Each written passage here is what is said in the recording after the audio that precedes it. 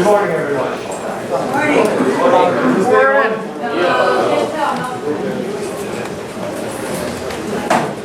How about now? No. Okay, we'll need Stephanie. And we'll get started.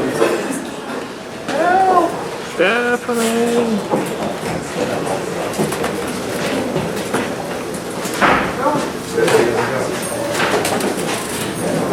I got, wow, how did you do that? She's magic. Wow, that was cool. Good morning, everyone. Welcome to the school today. Thanks for everybody for coming out. I don't know how many of you were here last night, but I'll just go over this again real quick. I've never done any type of presentation like this before live, so my job today is to try to portray all the knowledge that I have in my head to you guys. I hope you guys will ask lots of questions when it comes time to, and we're just going to get started right away with super soil. So this is the recipe for super soil.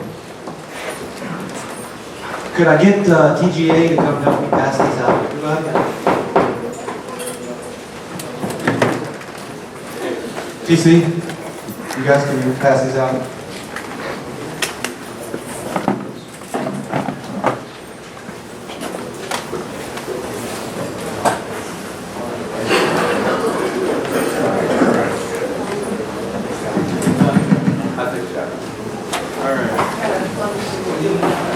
I'd like to thank Stephanie for doing that. We've never had actual copies of the recipe before. We're going to spend a lot of time talking about the recipe this morning. First, I actually want to read something real quick. I don't do a lot of reading, but I want to make sure I actually cover the important stuff and not forget anything.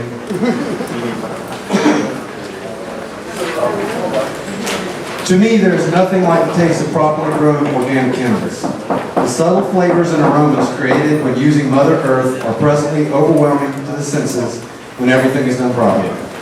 As with many vegetables, a rich organic soil can bring out the best in a plant. Throughout the past 20 years, I have tried almost every way possible to cultivate my favorite plant. And while hydroponic is certainly faster and more productive, I have developed a soil that performs extremely well with very little guesswork. I don't worry about pH or parts per million, and I simply have spent a few years developing an effective recipe. Using 7-gallon nursery pots, you'll see right here, I have grown plants from start to finish using only water. Other than a bit of sweat equity every 90 days or so, this takes a huge amount of science out of the garden and puts nature back in charge. This recipe is slightly different than the one I've used. That's why you're not supposed to read. Previously. The one so many consider to be gospel. And that has been passed around for years from grower to grower. I consider this current version that we're going to be studying tonight to be new and improved and reflects the exact formula I'm using at the time that this class was actually printed. So we'll go over that. I would like to take the time, is Jeremy here? Jeremy with the CPC? I think he's setting up. Okay. So I'm also not supposed to forget what we're here about. I know you guys are here to gain the knowledge, but we're here to raise autism, money for autism. I think it's an awesome thing. And this guy right here, Jeremy with the CPC, How you guys doing? his MMC sold more tickets than anyone else, sold them faster than anyone else. Promoted the show, very responsible. And TGA and Jinx would like to give you this piece right here. Thank you so much, brother. Thank you very much. Have a good day, guys. All right. It's guys like him that really got behind this that got you guys here, because I've been teaching this all my life, you know, and it's so cool to have so many people show up to actually learn about it. So, Super Soul, you guys all have the recipe. The thing we want to talk about first is the 8 large bags of high quality organic soil. This is so damn important, I can't even, we really need to go over this. The cat right there in the back of the room that I point to all the time, the oxide, he's the guy that showed me this fruit soil. I used to use sunshine mix. You'll see it come up in the slides as we go through. But sunshine mix just was lacking something when we used it. So over the last 10 years, I have literally bought every soil you can buy. I even bought this stuff called Walmart Jungle Mix one time. Anything that was organic, you know? And I gotta tell you, sometimes people will put stuff in a bag that is really shit. You're like, what is this, mud or silt or something? I've also used BioBiz, which is a product that's imported from Holland. We like that because it's got to go through customs, so we figure it probably has less pests than other soils. But the truth is the same transport company transport them all around the country. So, you can get bugs that way too. I currently have 3 batches of Super Soul in storage. I have a batch of just the roots, 8 bags of roots, plus the ingredients, which we'll talk about. I also have a batch that I made with BioBiz All Mix, because the roots had really bad gnats last year. I mean, so bad they would fill your room. We'll talk about that a little bit. And I also used another recipe that Dioxide is using, which is all mix and some oyster shell and some kelp meal, a little bit of cocoa added in there. The reason he puts the oyster shell and the kelp meal back in there is because the Roots has it and the BioBiz does not have it. The Roots has cocoa, the BioBiz does not. The point of all this is you guys are lucky that you guys can buy this. We're local, so you can actually buy Roots. I don't know who has it local. And I don't work for these guys. Aqua Serene is the guys that has Roots. And I've been down to their place, and one of the things about Roots that we talked about this year, it got gnats so bad, the only way to do it was to treat it with Azomite. And even though that's an OMRI listed product, it's basically kind of a purified neem oil. I hate putting shit on my plants. I mean, I'd just rather not put anything on my plants other than what they want. So that's the reason we got away from Roots a little bit. But I gotta tell you, the crop that we're running with the BioBiz and the kelp and the oyster shell, it's not as good as what the 8 bags of Roots. So it's just what we've noticed. So I'm gonna talk about some more of the ingredients. So Roots is a really good product that I recommend you use. If there's gonna be an issue with the gnats, you just do a soil drench. So a soil drench is you mix up Azomite to its maximum capacity on the label, which is 2 ounces per gallon, and you just pour it onto the pot and literally drench the soil. And it kills the gnats. So I'm going to make a joke here. I don't want to offend anybody, but if gnats kick your ass, don't try to grow a pot. I mean, it's really that simple. It's just a pest, and you're a farmer, so you have to deal with it. So 25 to 50 pounds of organic worm castings. I realize this is a big variance. And the reason the variance is in there is because worm castings are pretty expensive. Worm castings can cost, $25, $30, $40 a bag. The minimum I would use is 25. I think me and Dioxide are using the big bag now, right? It's 40 pounds. So we're using 40 pounds now. And I think it's like $40. So I don't know that you can use too much worm castings. So that's kind of an affordable thing. So, but I wouldn't use more than 50 pounds. Worm castings is a natural buffer. It's a natural nitrogen accelerator. It's kind of what the earth is made out of. The worms eat our garbage and turn it back into the earth, so it makes sense to use that. You cannot make Super Soul without good quality worm castings. Steamed bone meal. Now I'm going to branch out and talk about something else real quick. I know that a lot of people that have autism really like Kyle Fishman's Veganics method, and I'm totally for that. I eat hamburgers and I love cows, man. I throw them on the grill, so I'm not looking to be a vegan or anything, but there's certainly nothing wrong with that. I haven't seen any scientific data that the plant produces a different medicine with Veganics than it does with bone meal and poop. So I think it's more of a moral and theoretical issue. I don't think if you test cannabis grown with Veganics or grown in compost, that there's going to be a difference in the cannabis. Does everybody agree with that? Okay. So if you're vegan and you hate animal products, you came to the wrong course. I'm sorry. So we've recently switched from the steamed regular bone meal. We use fish bone. I just think the fish bone actually is a little cleaner. It stinks when you mix it up. It really stinks when you mix it up, but don't worry, it does not smell. Back guano. Notice I don't really have anything on here as far as numbers, and that's because I don't want to drive you guys crazy. People literally take sometimes what I say too literally, and they'll go in there and they don't have literally the exact number, and so they get all freaked out and they can't buy it. It's not real complicated, guys. It's Bloom Formula bat poop. It's the bats that eat fruit over the bats that eat bugs, and I don't know what else bats eat, but it's the one that eat fruits that make high phosphorus and are better for blooming. So you want your center number to be higher than all the other numbers. The stuff I'm using now is 080 with one 6, 1 work?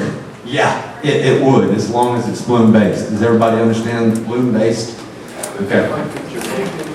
The Jamaican, as long as it says fruit, as long as that center number is the highest number. Now, if you're looking at, say, an 811, then that's going to be those bug-eating bats, and that's going to be high nitrogen. That's not what we're looking for. Blood meal, we've covered that. It comes from cows. I don't know of an alternative. We've actually tried leaving the blood meal out, and if you don't want to leave the blood meal out, they start fading way too early, about week 4. So, Epsom salt, that's pretty simple. We'll look at all these products in 1 second. Sweet dolomite lime. Azomite, very important because it's a trace element. We used to use fritted trace elements, which you can get from the aquarium fish store if you can't find azomite. I found azomite, you guys should be able to too.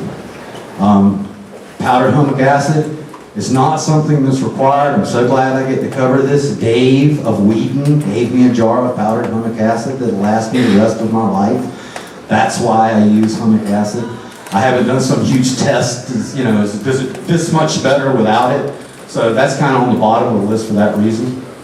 So this is what a pile of super soil looks like. With my discount, it cost me about $200 to mix up a half a year's full of soil. So that's 3 crops. One thing to keep in mind is I'm actually showing the exact super soil recipe. You also need more bags of roots for your top base soil. We're going to talk about the top base soil in just a second. This is the actual recipe that you mix up, and it is a concentrate. Do not put plants in this, although I can take you to YouTube right now and show you an argument between 3 people who are using my super soil and planting the plants in it directly and telling me I'm incorrect. They're getting good results, so I'm not going to argue with them. We fry plants if we try it. Just a little bit different shot so you can see the blood meal and the bone meal. These are incredibly inexpensive products. Blood meal, bone meal is $10. These bags of soil are 10 or 11 bucks. And you can actually see this bag of Azomite was $40, and I still own it. I've owned it my entire growing life on the Pacific Northwest. That's how much is in the stuff. Question? Yes. The full-back slider, on the very top, it says with cocoa and what's the Maya chlorine? Mycorrhiza is the soil web, so it's an inoculant. There's so many brands right now. The Roots has it in there. I also use Organism by Roots. Here's one called ZHO. So you put it in your soil and it's all the fungi and micro web of the earth. And it actually makes the soil become alive. So we'll talk, but this is really important. But it comes in the roots. Back to where we started. The roots is the best soil because you don't have to add anything. And why with cocoa? Cocoa, I don't know why cocoa works so good. That's a great question. But when we try drainage, I think, is some of it. Aeration, nitrogen availability is a little bit of some of it. But simply put, a lot of things you'll hear me say because, and that's, we made it without the cocoa, and you're like, what's wrong? The plants don't look happy, you know, they're not standing up at attention, and the stem's a little woody, and you're getting a little purpling on the stem. These are signs of deficiencies, you know? And then when we put that cocoa back in, we didn't have that problem. So that's the main, and we just went through this when we tried the, he actually told me that BioBiz didn't have cocoa in it. I was like, what do you mean it doesn't have cocoa in it? He's like, it's a peat-based product. I was like, duh. So I ran back down to the grocery store and got a bag of cocoa real quick. And I used the Roots cocoa as well. No, the BioBiz makes cocoa. That's what we were using. So, you had a question? Yeah, watering technique. Do what now? Watering technique. We'll get to watering in just a second on this. So let's actually get through making the soil up. So, just going to go through the products. The reason I put so many different slides in here is because over the last 5 years, I've made this product quite differently. You can see these are sunshine mix. Everybody should buy sunshine mix in that, right? It's just missing so many things that the Roots has in it. Does it work? Yes, it will work. Roots works better. But a lot of times when I'm teaching this on the internet, you guys can all simply drive and go get Roots. I teach people, a guy in Czechoslovakia cannot buy Roots. So I've tried to actually make the recipe open to everybody. You know, you can try anything and see if it works. Azomite is really important. We could actually do an hour course on Azomite. We wouldn't. Some guy found this glacial deposit somewhere on the other side of the earth, and it's an amazing product. I mean, if you feed it to chickens, their shells get thicker. and they have less breakage in production facilities, so they actually make more money. I actually read you can eat this stuff, although I wouldn't. It's just a mineral, and if you're missing minerals in something, it provides it on slow release. Farmers put thousands of pounds of this on their acreage each year to replace the minerals in their soil. It's a great product, and it's a cheap product. I've used a lot more of this on the recipe with really great results, but I didn't see any benefit, so we used the standard amount. BioBiz soil we talked about. The reason I included BioBiz soil is because it's another product you should be able to get at any good hydro shop. It's a good clean product. It doesn't have bugs in it. It doesn't have cocoa in it. It doesn't have oyster shells in it. It doesn't have kelp meal in it. But it's a good product, so I know you guys need alternatives. Roots, I love Roots. It's a great product. It's made in Oregon. I've actually been to the plant where they make it, and just a couple of guys that came up with this good recipe of making soil, and it works. You can see all the stuff it has in it, like kelp meal, green sand, soybean meal, leonardite, which is a prehistoric sludge that came from the time of the dinosaurs. Talking about a buffet for your plants, right? I've always believed that a plant, okay, this is stupid.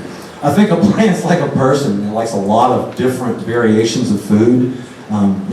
We like a big wide palate, so I think plants do too. So a lot of these things are actually similar, like green sand and leonardite are similar, but obviously the plants like a better, excuse me. Glacial rock dust, alfalfa meal, oyster shell flour, worm castings, and microhaze. Do you know how much of a pain in the ass it is to make this without buying the roots? So that's all we got this. Questions? Questions about this, Jacob? Is there any way you can email this presentation so I can go back over it as I start? In March or April of this year, my new book called Laws will come out, and it's exactly this course. Oh, okay. So hopefully you'll buy my new book. You guys get it first. So just a little bit better picture of the root. This is kind of cool. This is how long I've been using roots. So, like literally when they just were bagging it and tagging it out back. So it sounds like I'm a salesman for the guy. Believe me, I've bitched about him enough. I won't do it in this class. We were pretty mad when the gnats came. I have a question. My local store carries a 707 blend as opposed to that. Have you used that? A lot of people use the 707 dioxide. What's the difference? It's less nutrients. It's less nutrients. It's Yeah. it's light. It's like Diet Coke. Okay. Okay, thank you. That's Thank you, TGA, for the background. But there you go. So the 707 is a little bit lighter. Talking about bone meal, you can see it's $11. I don't want to dog nutrient companies, but how absurd is it that there's a certain manufacturer out there that one single harvest costs $1,800? I mean, I don't even understand that. So, Epsom salts, yeah, I bought it from Walmart. I mean, how easy is that to buy? Worm castings, I want to spend just a little bit of time on worm castings. There are a lot of worm casting products out there, and a lot of worm castings are like dirt and trash and worm castings. You want to make sure they're pure. I wish I had a picture of them torn open. They look like little teeny black pellets. If it looks like dirt, it's got trash in there and leaves and bark and punk, all this stuff, they're ripping you off. A lot of times they'll actually put soil conditioner on it. This actually says soil improver too, but this is actually pure worm castings. So as a consumer, sometimes it's really hard to determine what you're buying. They all say soil conditioner, they all say improve your